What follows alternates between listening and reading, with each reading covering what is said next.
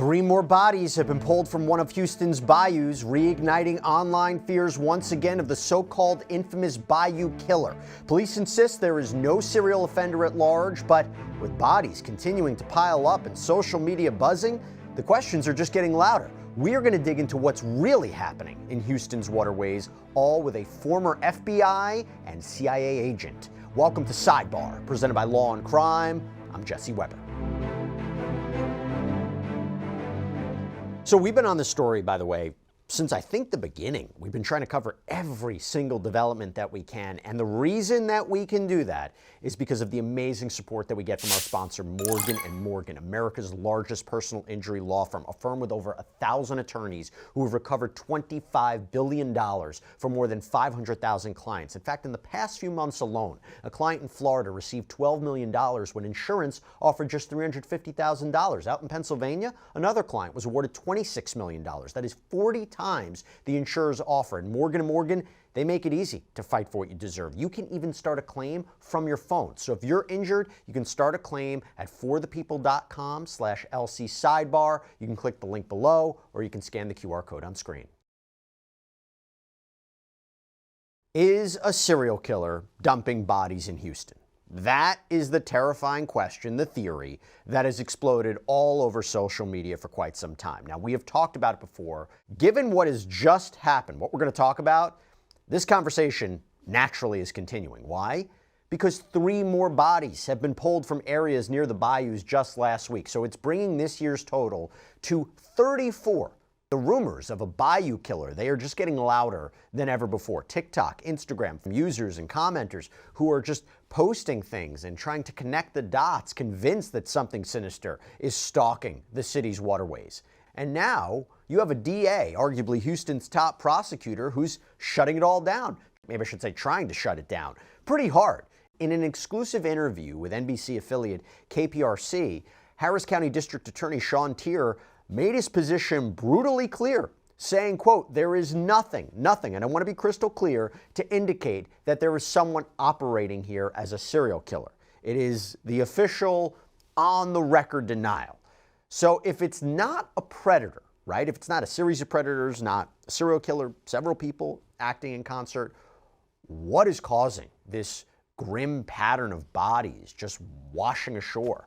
Authorities point to what they say is a heartbreaking combination of Houston's homelessness crisis, mental health struggles, the danger of this environment. You're talking about over 2,500 miles of waterways. But here's a fact that just keeps the rumor mill churning. It is spurning a lot of questions. It's what can leave families without answers. According to data that was obtained by KPRC2 from the Harris County Medical Examiner's Office, nearly 40% of the roughly 200 bodies that have been recovered from Houston area bayous since 2017 have, at one point in time, an officially undetermined cause of death. So that means that after autopsies and investigations, forensic experts seemingly can't conclusively say whether it was an accident or a homicide or a case of self-harm.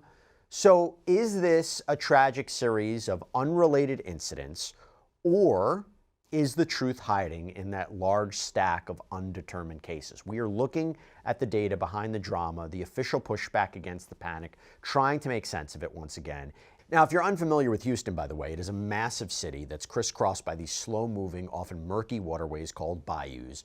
They're part of the landscape. For years, bodies have unfortunately been found in them. But something changed in the public's mind recently. The real spark for the current fear and all the online rumors seemingly happened back in September of last year, because in just 1 week, so from September 15th to the 20th, 2025, 5 bodies were pulled from different bayous around the city, and a 6th was found on September 26th. We're talking about Buffalo Bayou, Brays Bayou, Greens Bayou, so different individuals, different locations, all within days. The stories were tragic. You had a university student last seen leaving a bar, a man who was reportedly afraid of water, another seen apparently jumping in. The rapid-fire pace of these discoveries, one after another, it was chilling. It didn't feel like a coincidence to a lot of people watching the news or scrolling online, and it arguably started on the morning of September 15th in Brays Bayou, with a woman identified as 20-year-old Jade McKissick a University of Houston student who had gone missing after leaving a bar. Now, we're going off of the reporting from the Houston Chronicle when it comes to their ages, but investigators said that preliminarily, there was no obvious signs of foul play. Then, just a few hours later, that same day, another body was recovered from Green's Bayou, identified as 43-year-old Rodney Chapman. The very next day, September 16th, a third person, 24-year-old Seth Hansen, was found in White Oak Bayou. The very next day, September 16th, a third person, 24-year-old Seth Hansen, was found in White Oak Bayou. 2 days after that, September 18th, a fourth body was discovered in Buffalo Bayou. He was 63-year-old Arnulfo Alvarado. And though his cause of death was later determined to be from methamphetamine toxicity and drowning, the manner of death was ruled accidental. But you go to September 20th, okay? Fifth body was pulled from Buffalo Bayou. That victim was 67-year-old Michael Rice. And then finally on September 26th, as I mentioned, a sixth body was found in Buffalo Bayou downtown. The victim was initially a Jane Doe, described as a young woman with a distinctive 888 tattoo on her wrist, was later identified as Michaela Miller. So you have 5 bodies in 5 days, a sixth just days later. It was that terrifying rapid cluster, right? Different people, different waterways, all within a brutally short time frame. That's what broke the pattern of these being seen as isolated tragedies. That's what made the city's nerves snap. That's what launched this Bayou killer theory into the mainstream. In direct response, you had Houston Mayor John Whitmire and Police Chief No Diaz, who held a press conference. They were adamant. The mayor looked into the cameras and stated this. Let me say it again. There is no evidence that there is a serial killer loose on the streets of Houston. If there was, you would hear it from me first. Now, officially, the explanation has consistently pointed to broader, heartbreaking social issues. Houston's significant homeless population, mental health problems, substance abuse issues, the simple, dangerous geography of the bayous themselves, and that is the tense backdrop that has been building for months. You have public fear of a pattern versus official insistence that there are unrelated, if alarmingly frequent, tragedies. And that was the uneasy status quo until just last week, when there were 3 more bodies that were found. So this is renewing this conversation, this debate all over again, and this is why you're seeing a new response from authorities. So to help break all this down, I want to bring on a special guest. We got former FBI special agent, CIA special operations officer, News Nation legal contributor, author of The Unexpected Spy. What a resume. Tracy Walder, thank you so much for coming on. Always appreciate it. You and I have been talking about this for, I think since September, when we got into all of these bodies piling up. And before we even get into the new bodies that have been discovered, I just have to start with this, okay? The official stance versus public perception, right? So police, the mayor, they have repeatedly said essentially there's no evidence of a serial killer, that these are tragic but isolated incidents that are driven by a variety of social issues. Now, from your investigative perspective, from your lens, when you hear a phrase, there's no evidence, what does that actually mean in a situation like this? What would investigators need to see to even begin considering a serial predator theory? I think one of the biggest things that they would need to see, Jesse, is the same manner of death, the same way in which an individual was killed sort of across the board. Typically, serial killers tend to murder individuals in the same manner or leave calling cards, those kinds of things, or take things. I think that would probably be the biggest thing that law enforcement would need to see. Because people will look at this and say, oh, well, then how do you characterize Gilgo, right? The suspected killer there. That was a killing that was categorized and identified by the area in which the bodies were found. I think the thing with the Gilgo Beach is that they ultimately were able to tie, obviously, Hillerman's DNA to these individuals. And so if they can find that, which I have to be completely honest, I don't think is going to happen in a situation like this. In the case of Gilgo Beach, the women were not submerged. I think in a case where you've got water, individuals found in bodies of water, a lot of evidence, forensic evidence, it goes to the wayside as a result of that, and it's contaminated. So I think for them, especially when you've got multiple bodies in water, it's going to be about how they were killed and less about the DNA that could potentially tie them all together.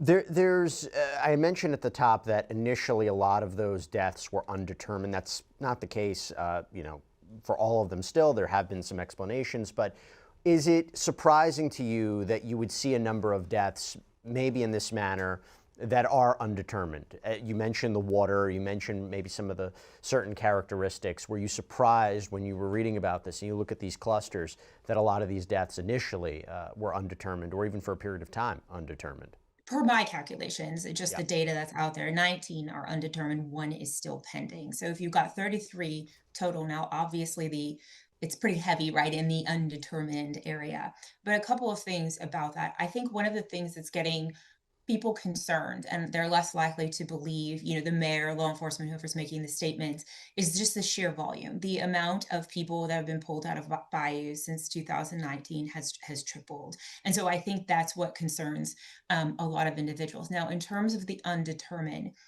I think it depends, and I don't want to be too specific about when these individuals went into the bayou, what time of year they went into the bayou. All of those things are going to matter. And honestly, their remains may make it really, really difficult to determine how they were killed, particularly if it wasn't a beating or a gunshot wound, anything that's going to leave anything on the bones. If it was an overdose kind of situation, that may be degraded and they may not be able to tell. And when you look at that September cluster, right? So you have people of different ages, genders, from different social circles. They're found in different waterways across this sprawling city. On its face, right, that lacks a classic serial killer signature. But is it possible? Is it possible, Tracy, right, that you have an offender who is creating this deliberate variation to deliberately throw investigators off? In my opinion, 100%. I mean, Buffalo Bayou encompasses about 500 miles, just in general, right? Like not in Houston proper. Buffalo Bayou and Braves Bayou, those are the two that I would say the majority have probably been found. Of course, there's other ones, but Braves Bayou is about 31 miles, right? And so when you're looking at something like that, that is a huge span, right? So putting a body in at a different location would obviously be very easy, but obviously there's currents that move bodies as well. So yes, I think anything is possible. You don't want to ever discount something completely, but that may account just the sheer size for why we are seeing so many. But it's hard to tell. This is a little different than Austin and Lady Bird Lake, which is only 10 miles. I want to get into this new development that's reignited this conversation, okay? Because just last week, as we moved into the new year, you had 3 more bodies that were recovered from Houston bayous in a matter of days. December 22nd, one body was pulled from the Buffalo Bayou in downtown Houston. Another was recovered from the Brays Bayou in the Pine Valley neighborhood. Christmas Eve, December 24th, a third body was found in the Buffalo Bayou near the Rice Military neighborhood. Now, at last checked, the autopsy results remain pending. That's not necessarily unsurprising given how recent this is, but if my calculations are correct, that brings the total number of bodies recovered from Houston area bayous in 2025 alone to 34, so nearly matching last year's entire count, right? So the year before's entire count. Now, Tracy, this is a pattern, right, that keeps people up. You're talking about sudden, clustered spike in discoveries. We don't know exactly when one body was deposited in that location, or if you're dealing with an issue where somebody did something to themselves, when they did something to themselves in that area. But 3 new bodies in just a matter of days, as an investigator, what does that tell you? I think, what that tells me is that, I don't want to say there's a full cause of concern, but at the same time, as I mentioned before, when you have the amount of bodies increasing 3 times what it was in 2019, to me, I would be concerned if I was a resident. Only because I'd be concerned, are these being patrolled properly? Now I get it. This hundreds and hundreds of swaths, right, of miles of land. I understand that. But are these being patrolled properly? Is there a nefarious individual at hand, right? Like that raises all those questions in terms of public safety as a whole, not even just a serial killer being on the loose. So I can understand from a public safety perspective, people being concerned, especially when you got 3 bodies, essentially almost 3 days in a row, right, being pulled out. And honestly, when you look at who these individuals are, I understand their ages kind of are across the spectrum, but really only 3 of them are women. The rest are men. And so I think people are seeing patterns, and that does concern them. And to be clear, if somebody's not familiar with the geography there, if you're listening to this and saying, well, if law enforcement and the mayor, right, are having to address this, and there's such an outpouring of interest on social media and speculation, why not just dedicate resources to surrounding the bayous to make sure that no one goes near them, or to make sure to have a careful eye on what's going on, or to install a plethora of surveillance cameras? It's not so simple, even if that was authorized, right? 100%, you hit the nail on the head. I'm a Texan. Obviously, I live here.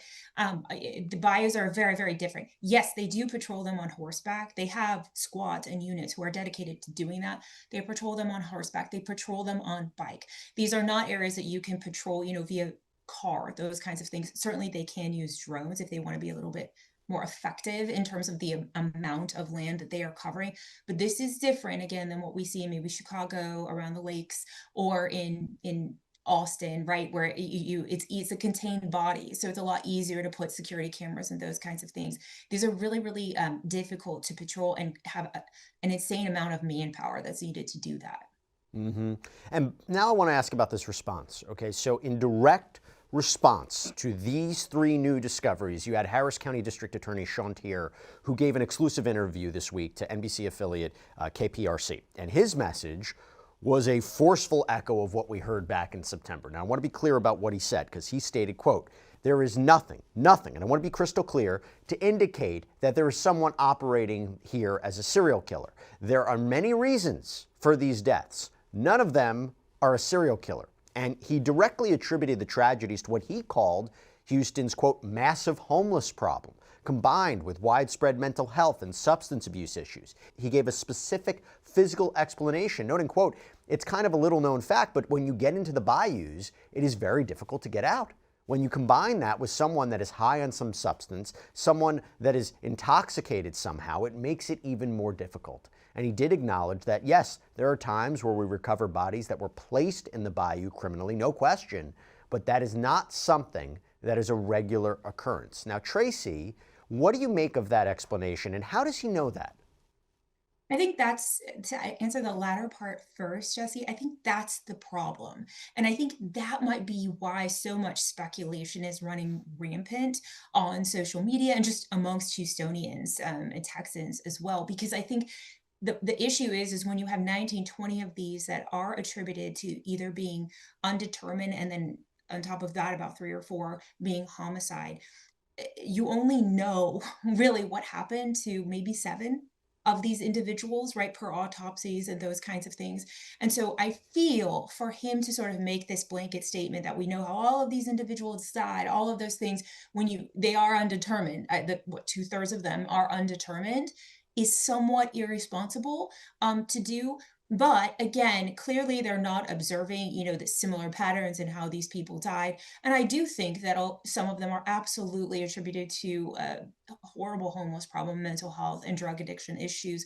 However, the ones that are undetermined, you don't know why, because you're not able to get toxicology and those kinds of things on them. And so I think had he kind of caveated it that way, I think it may have landed a bit better. Okay, I have to be clear about something, okay? I'm going to be very clear. This could all be very true, what he just said. 100% could be very true. But, and I'm not saying he's lying, I'm not saying he's misrepresenting, but I have to ask this question. Is it possible that during the course of an investigation, law enforcement or, the DA or authorities may not be so transparent about what they know or what really is happening? And because there's a fear of inciting the public, there's a fear of what this information would do. Maybe it would taint an investigation. They don't want to alert anybody that they have. Maybe they have somebody in mind. Is it possible in your career, have you ever seen it before, where there is a statement, a conclusion that's said to the public, and yet what is happening behind the scenes is a complete 180? I've definitely seen that before, obviously, because if you're getting close to capture, I mean, we most recently saw this actually in the Brown University shooting, right? They figured out who the suspect was, and then wouldn't release anything until obviously he was already deceased. And so, listen, it's absolutely something that happens, but I think in a case like this, where you have a bit more of a volume of individuals over these large swaths of land, it would probably be very irresponsible for public safety and public safety purposes to not put out all of the cards that you have, right? Because the mayor, the police chief, they do have a responsibility to keep Houstonians and members of Harris County safe, right? That's their number one job. And so if there is a public safety issue, if there is a serial killer on the loose, or they have any kind of inkling, that is something that they have to say, and that they have to let residents prepare themselves for. But also because the public can help in something like Mhm. this, right? 100%. Well, I mean, the public has helped, in my opinion, in so many crimes recently. And I think they are a very critical and effective tool in terms of catching perpetrators. I think they're very helpful in solving crimes. You know, another key to really understanding this is we have to ask this underlying question, right? Why does Houston keep finding bodies in its bayous at such an alarming rate? Well, there was this major investigative analysis by the Houston Chronicle that recently dug into nearly a decade of data, and it paints a stark, complex picture that goes way beyond any single theory. Because first, you talk about the sheer scale. Houston is built on a network of over 2,500 miles of these waterways. They're everywhere, they're often without barriers, and as the DA noted, they're notoriously difficult to get out of once you're in it. But the Chronicle's data reveals some very important patterns here, that the victims are overwhelmingly adult men. They are disproportionately black men over the age of 35. Geographically, the deaths are heavily concentrated in just a few zip codes in downtown Houston and the Second Ward, areas where notably, black residents are not the majority of the population. So this points to a tragedy that is deeply tied to his essentially most vulnerable. And this is an important issue. Now, I will say this, when causes can be determined, the data shows a mix. So drowning is the most common known cause, but the records also show self-harm, homicides, drug overdoses, deaths that are linked to heart issues or traffic accidents where bodies ended up in the water. And this brings us to the factor that officials emphasize the most: profound social vulnerability.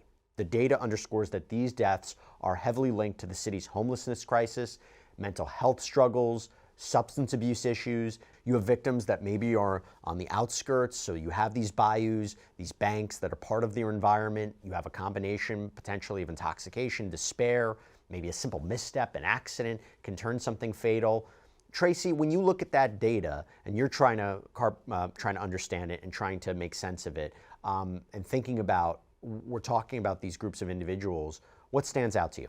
I think just that it's incredibly sad. And I think part of what might be contributing, to not knowing a cause of death, or these individuals not being reported missing in the first place, and family members not stepping forward, is the fact that many of them, as you pointed out, are homeless, are transient. And I do think it does speak to sort of this broader picture, because throughout Houston, I mean, bayous are truly everywhere.